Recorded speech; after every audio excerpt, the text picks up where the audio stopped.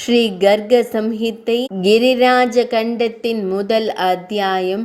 பகவான் ஸ்ரீ கிருஷ்ணரின் கோவர்த்தன பூஜை முன்மொழிவு மற்றும் அதன் முறையின் விளக்கம். தேவர்களின் முனிவரே, ஒரு குழந்தை விளையாட்டாக ஒரு பசுவின் சாணத்தை வேரோடு பிடுங்கி கையில் வைத்திருப்பது போல, அதே போல் இறைவன் விளையாட்டாக ஒரு கரத்தினால் வலிமை மிக்க மலையான கோவர்த்தனத்தை தூக்கி குடை போல் பிடித்ததாக கேள்விப்பட்டிருக்கிறோம். எனவே இந்த சம்பவம் எப்படி நிகழ்ந்தது? முனிவர்களில் சிறந்தவரே, இந்த மிகச் சரியான உன்னதமான பகவான் ஸ்ரீ கிருஷ்ணச்சந்திரரின் தெய்வீக மற்றும் அற்புதமான தன்மையை விவரிக்கவும் என்று மன்னர் பகுலாஸ்வர் நாரத மாமுனிவரிடம் வினவினார். நாரத மாமுனிவர் கூறினார், அரசரே, விவசாயம் போல விவசாயிகள் வருடாந்திர வரிகளை மன்னருக்கு செலுத்துவதைப் போல அனைத்து மாடு மேய்ப்பவர்களும் ஒவ்வொரு ஆண்டும் இலையுதிர் காலத்தில் தேவேந்திரனுக்கு யாகங்கள், வழிபாடு மற்றும் காணிக்கைகளை செலுத்துவார்கள். ஒரு முறை மகேந்திர யாகத்திற்காக பொருள்கள் சேகரிக்கப்படுவதை கண்ட பகவான் ஸ்ரீஹரி மாடு மேய்ப்பவர்கள் கூட்டத்தில் நந்தரிடம் ஒரு கேள்வி கேட்டார். அவர் வினவியதாவது, மற்ற மாடு மேய்ப்பவர்களும் அவரது கேள்வியை செவிமடுத்து கொண்டிருந்தனர். பகவான் கூறினார், தேவேந்திரனை வழிபட்ட இவர் அதன் பலன் என்ன? அறிஞர்கள் அதை உலக பலனுக்காக அல்லது ஆன்மீக பலனுக்காக கூறுகிறார்களா? நந்த மன்னர் கூறினார், ஷாம சுந்தரரே, தேவர்களின் அரசனான தேவேந்திரனை வழிபடுவதை இன்பத்தையும் முக்தியையும் அடைவதற்கான இறுதி வழி. அதில்லாமல் மனிதன் பூமியில் எங்கும் அல்லது எந்த நேரத்திலும் மகிழ்ச்சியாக இருக்க இயலாது என்றார். பகவான் கூறினார், தந்தையே, தேவேந்திரனும் மற்ற தேவர்களும் தங்கள் முந்தைய புண்ணியங்களின் செல்வாக்கினால் எல்லா இடங்களிலும் சொர்க்கத்தின் இன்பங்களை அனுபவிக்கிறார்கள். நல்ல செயல்கள் இன்பத்தால் அளிக்கப்படும் போது அவர்களும் மரண உலகத்திற்கு வர வேண்டும். எனவே அவர்களின் சேவையை முக்திக்கான வழிமுறையாக கருதாதீர்கள். உச்ச பிரம்மா கூட பயத்தை அடைகிறார். பின்னர் பூமியில் அவர்களால் படைக்கப்பட்ட உயிரினங்களை குறித்து என்ன? அந்த காலம்தான் மிகவும் சிறந்த கற்றறிந்த காலம். அவர்கள் அதை எல்லா வகையிலும் சிறந்ததாகவும் எல்லையற்றதாகவும் வலிமையானதாகவும் கருதுகிறார்கள். எனவே அந்த நேரத்தில் அடைக்கலம் புகுந்த மனிதன் யாகங்களின் முழு முதற் கடவுளான பகவான் ஸ்ரீஹரியை நற்செயல்களை செய்வதன் மூலம் வழிபட வேண்டும். தனது அனைத்து நற்செயல்களின் பலனையும் தனது மனதினால் துறந்து பகவான் ஸ்ரீஹரியை வழிபடுபவர் உயர்ந்த முக்தியை அடைகிறார். வேறு எந்த வழியிலும் அவர் முக்தியை அடைவதில்லை.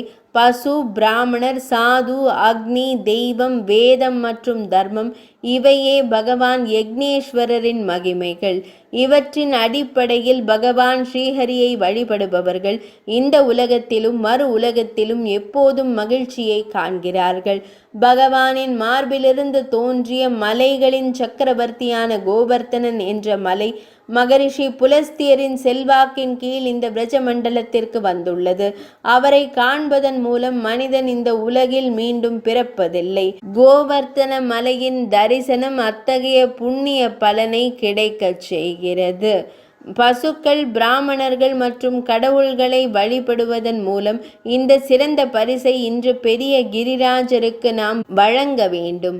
இது ஒரு தியாகம் அல்ல, ஆனால் யாகங்களின் அரசர் அதைத்தான் நான் விரும்புகிறேன். நீங்கள் இதை செய்ய விரும்பவில்லை என்றால் வெளியேறுங்கள். உங்கள் விருப்பப்படி செய்யுங்கள். ஸ்ரீ நாரத மாமுனிவர் கூறினார், அரசரே, அந்த மாடு மேய்ப்பவர்களிடையே ஒரு சிறந்த ஒழுக்கவாதியான சன்னந்தா என்ற வயதான ஒருவர் இருந்தார். அவர் மிகவும் மகிழ்ச்சி அடைந்து நந்த மகாராஜரின் பேச்சை கேட்டு பகவான் ஸ்ரீ கிருஷ்ணரிடம் கூறினார். சன்னந்தர் கூறினார், நந்தனந்தனா, அப்பா, நீயே அறிவின் பொக்கிஷம். கிரிராஜரை எப்படி வழிபடுவது என்று எனக்கு சரியாக கூறுவாய். ஸ்ரீ பகவான் கூறலானார், கிரிராஜர் எங்கே வணங்கப்படுகிறார்?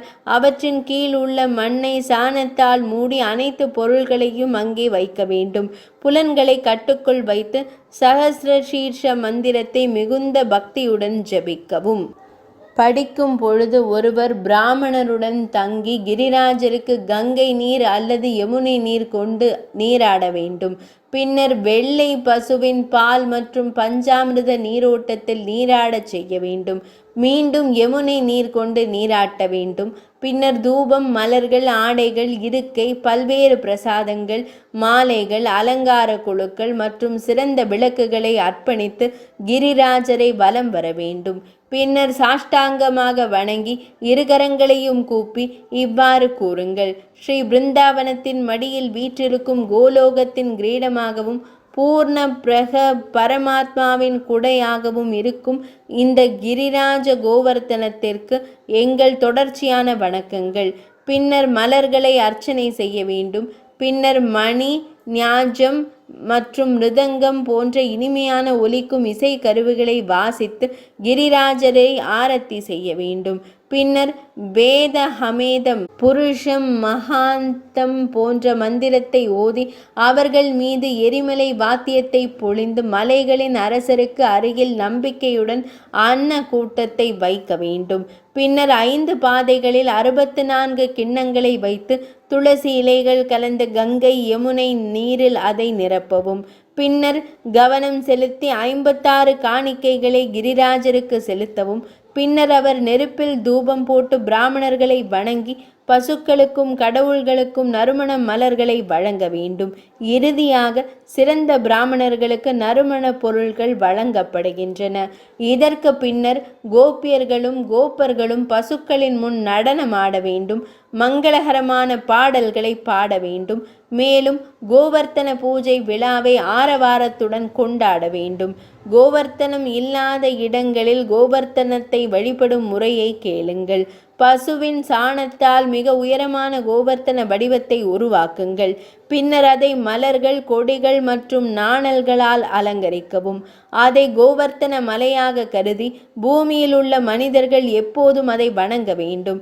யாராவது ஒரு கோவர்த்தன கல்லை வழிபாட்டிற்காக எடுத்து செல்ல விரும்பினால் அவர்கள் மலையில் உள்ள கல்லின் அளவிற்கு சமமான தங்கத்தை விட்டு செல்ல வேண்டும்.